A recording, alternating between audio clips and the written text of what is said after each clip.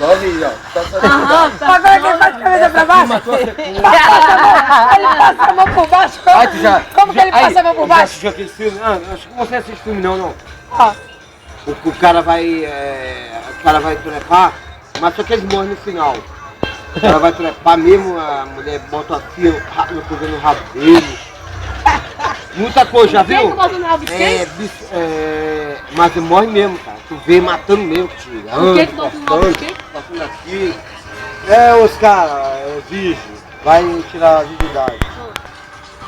A mulher tira no rabo dele, a parada. Vê tudo, cara, vê tudo. Onde? Olhou mesmo. Eu tenho um aí em casa, mas não vou te dar não. Tá maluco. Isso aí tu chora, mano, se eu te dar.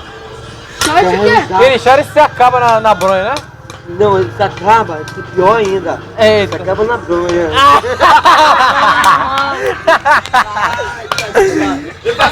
Vai pegar assim, então, vou fazer assim.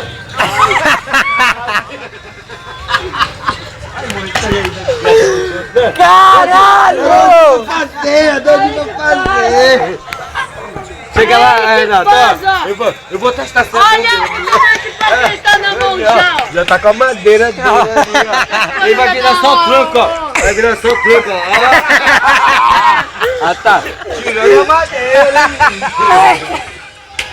Já Caralho, botou a madeira na Chega, bunda. gosta do duro, hein? Dá vontade aqui. A mãe dele, não fica você tá fazendo mãe. Não, mãe, eu só tô tirando o comprimento.